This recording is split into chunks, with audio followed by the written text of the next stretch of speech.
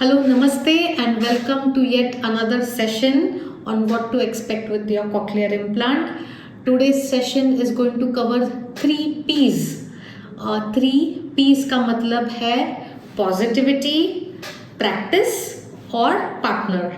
तो इससे हम क्या करेंगे, ये 3 P's के साथ हम पावरफुल हो जाएंगे ताकि हम अपने गोल को हासिल कर पाएंगे. हमारा गोल क्या है कॉक्लियर इम्प्लांट के साथ, कि हम सुने, समझे और हम अच्छी तरह इफेक्टिवली कम्युनिकेट कर पाए. तो just to before we move on एक रिफ्रेशर करते हैं. क्विकली हमने जो डिस्कस किया था, फर्स्ट सवाल आपके लिए है, क्या आप अपना साउंड प्रोसेसर 10 से 12 घंटा नियमित यूज़ कर रहे हैं कि नहीं. जो करेंगे हमें मालूम है उनका रिजल्ट अच्छा आने की बहुत ज़्यादा चांसेस है. तो फर्स्ट आप अपना sound processor maximum time day time में यूज़ करना है आपको. और सेकेंडली हमने जो बताया था लास्ट टाइम, आई होप आपने वो किया है घर पे, कि ऐसे क्वाइट एनवायरनमेंट में आंखें बंद करके शांत होके आपने सुना अलग अलग आवाज़. शायद वो घड़ी की टिक टिक सुनी होगी या आपने फुट स्टेप सुने होंगे. आई एम ऑल्सो श्योर आपने स्माइल किया होगा जब आपने वो बर्ड का चर्पिंग सुना होगा. सो आई एम श्योर आपने ये लिस्ट ऑफ साउंड्स सुने और आपको मज़ा आया वो साउंड्स सुनने में. शायद ट्रैफिक का भी आवाज़, गाड़ी की भी आवाज़ सुनी होगी. तो वही रिक्वेस्ट है कि आप अपने ये साउंड्स की लिस्ट बनाते जाइए और आपको वो पोस्ट करना है आपके रेफ्रिजरेटर के ऊपर. ये करने से क्या होगा, आपको पॉजिटिविटी आएगी कि मैं ये आवाज़ जो मेरे आसपास में जो एनवायरनमेंट में आवाज़ें हैं, डोरबेल की आवाज़ से लेके कंटिन्यूअस साउंड जैसे कि पंखे की आवाज़, ये आप सुन रहे हैं, समझ रहे हैं और थोड़ा डिफ्रेंशिएट भी करना. And some of you must be also identifying, यानी आप बता सकते हो आवाज़ से कि ये इसकी आवाज़ है. तो that is the role of positivity, कि yes I am progressing. Positivity कैसे आती है, जब हम छोटे छोटे प्रोग्रेसिव स्टेप्स लेते हैं. आपको खुद को अच्छा लगेगा कि कल से मैंने अच्छा किया, लास्ट वीक से मैंने बेटर किया, और 1 महीने बाद आपको लगेगा अरे मैं तो काफ़ी आगे बढ़ रहा हूँ अपने कॉक्लियर इम्प्लांट के साथ. तो ये हो गई फर्स्ट हमारी पॉजिटिविटी. इसका मतलब आपको एक माइंडसेट रखना है कि मैं पॉजिटिव माइंडसेट के साथ आगे बढ़ूँगा, कि मुझे मेरा गोल है कि ये कॉक्लियर इम्प्लांट के साथ हासिल होगा. अभी नेक्स्ट होती है प्रोग्रेस के लिए इम्पॉर्टेंट, मेरे ख्याल से ये तो सबसे इम्पॉर्टेंट है, वो है प्रैक्टिस. जैसे हमने काफ़ी टाइम सुना है, practice makes man perfect. And what is practice, we are doing small. इसका पर्पस ही है, ये जो हम सेशंस कर रहे हैं वो आपके साथ शेयर करने के लिए कि ये प्रैक्टिस सेशंस किए कैसे जा सकते हैं, कैसे आप उनको प्लान कर सकते हैं, कितनी प्रैक्टिस कितने मिनट कर सकते हैं और कैसे किए जा सकते हैं. उसी के लिए ये पूरे सेशन आपके के साथ हम शेयर करते हैं. प्लीज़ हमें बताइए आपको इसका फ़ायदा कैसे हो रहा है, आपको और कुछ जानकारी चाहिए, हम हैप्पी है आपके साथ ये शेयर करने के लिए. तो हम ये सेशन में फोकस करेंगे कि प्रैक्टिस कैसे की जाती है. अभी ऐसा होता है कि 3rd P जो है वो इम्पॉर्टेंट है अपने प्रोग्रेस के लिए, और वो होता है रोल ऑफ अ पार्टनर. क्योंकि जैसे मैं आपसे बात कर रही हूँ वैसे आपसे भी कई लोग बात करेंगे.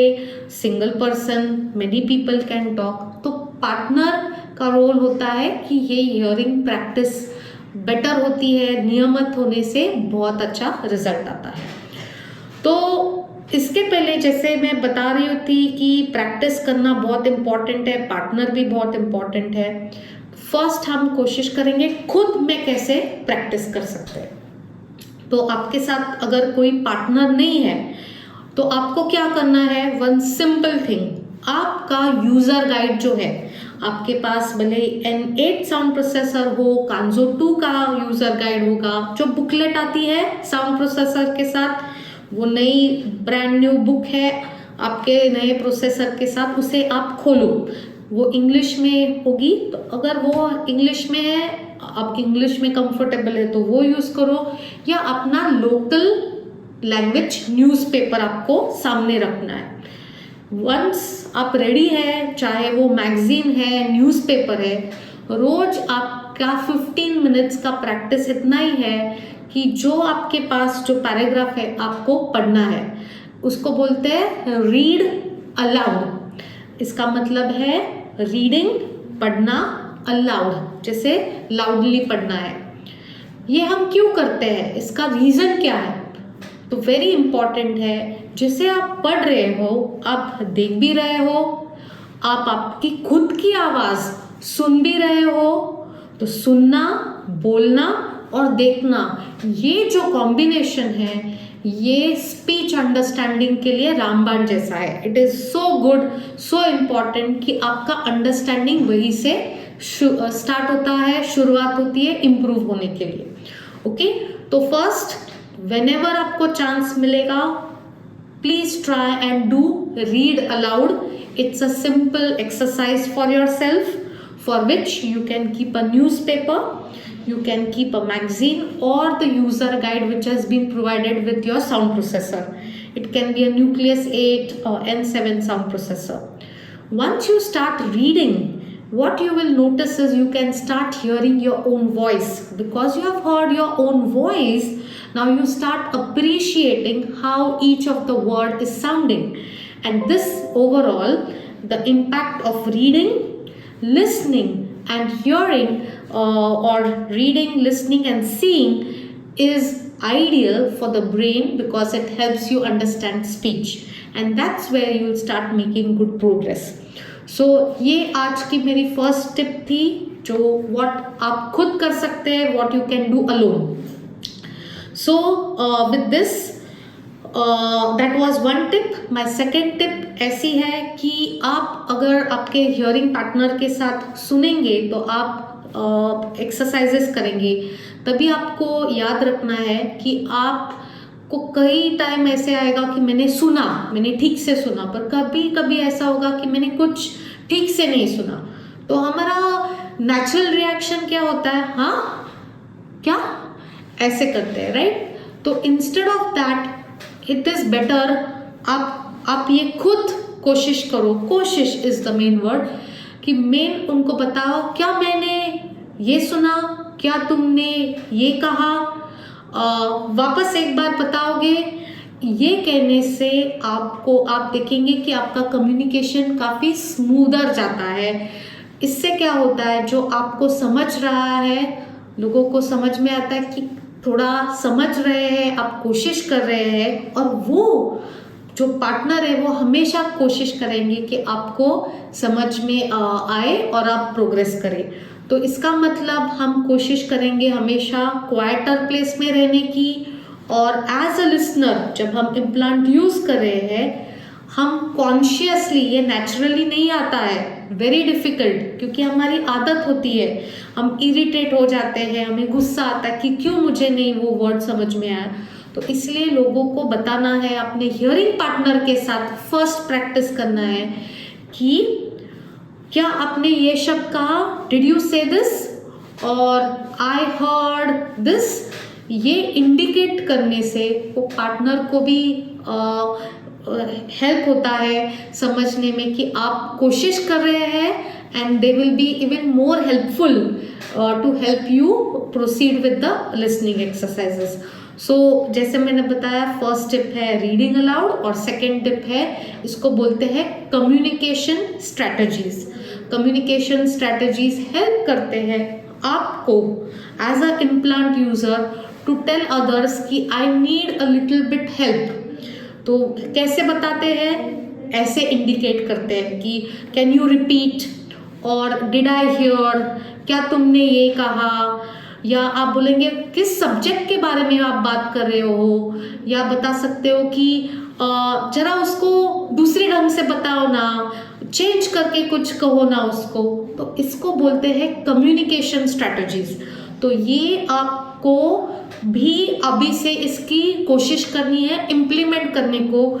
अगर आप सामने वाले को नहीं बताएंगे, उन्हें मालूम नहीं है, ये आपको वो खुद को कॉन्शियस होके उनको बताना है। तो आज से, जैसे मैंने आपको बताया था कि आप आंखें बंद करेंगे और एनवायरमेंटल साउंड सुनेंगे, आज से आप थोड़ा कोशिश करेंगे खुद से अवेयर होके, कॉन्शियस होके 1 या 2 कम्युनिकेशन स्ट्रैटेजीज आप इस्तेमाल करें, ताकि यू विल फील अरे वाह, मैंने सामने वाले को क्लियरली बता दिया कि मुझे क्या स्मूथ जा रहा है और मुझे कहाँ हेल्प आ रही है।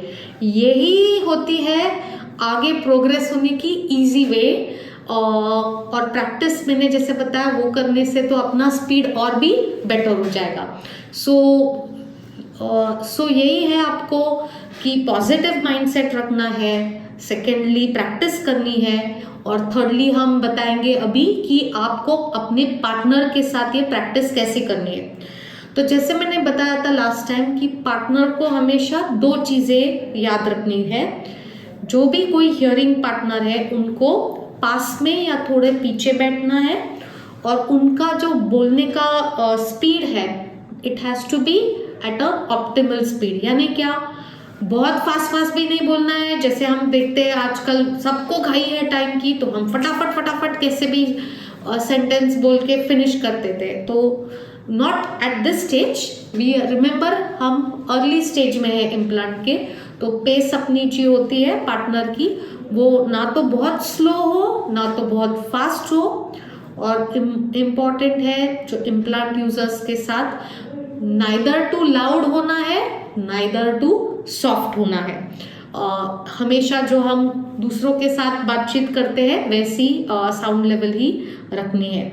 तो आई नो आपके माइंड में आता है, काफ़ी टाइम आता है कि मेरा हियरिंग नॉर्मल कब हो जाए, राइट। सब रोज उठते और सोचते कब होगा। एंड हमारी यही कोशिश है कि ये सेशंस जब हम करेंगे, हम एक एक आपको स्टेप्स बता रहे हैं, कौन से स्टेप्स लेने से आप किस डायरेक्शन में जा रहे हैं, towards how you can come towards और नियर नॉर्मल हियरिंग। हम कॉक्लियर इम्प्लांट से आवाज़ पकड़ते हैं, वो आवाज़ ब्रेन तक पहुंचती है, ब्रेन को ये डिफरेंट लगता है। तो यही होती है प्रैक्टिस से ब्रेन को हेल्प होता है वो आवाज़ जानने के लिए, कम्युनिकेशन समझने के लिए। The key is practice. ठीक, सो साउंड क्वालिटी भी चेंज होती जाएगी। जैसे हमने बोला, जब इम्प्लांट ऑन किया जाता है तभी बहुत अलग लगती है, फिर 1 हफ्ते बाद आप देखेंगे कि इम्प्लांट की साउंड क्वालिटी जो होती है तो थोड़ी आपकी सॉफ्ट लगेगी, क्योंकि ये नया एक्सपीरियंस है। तो धीरे धीरे ये जो सॉफ्ट लगती है आवाज़, वो आपको फाइन ट्यून करके कंफर्टेबल लगने लगती है। जैसे अब मैंने लास्ट टाइम बोला था कि हेलो, आपका नाम जो कोई बुलाता है, कम हियर, लेट्स गो, ये भी आप डेली जो सेंटेंसेस है, फ्रेजेस है, वो रिस्पॉन्ड करने लगते हैं। और जैसे आपने थोड़ा लिसनिंग प्रैक्टिस किया है एनवायरमेंटल साउंड्स का, so now you are confident कि yes, compared to my hearing aid with implant, I am able to hear so many kind of different environmental sounds. And next is you will start to feel, चलो मैंने जो decision लिया था cochlear implant का, I am able to start to see some benefit with cochlear implant. And we will see the next practice session, जिसमें हम देखेंगे कि वर्ड्स को कैसे लिया जाता है, कैसे वर्ड्स की सिलेक्ट होते हैं, उनको कैसे हियरिंग पार्टनर के साथ प्रैक्टिस किया जाता है।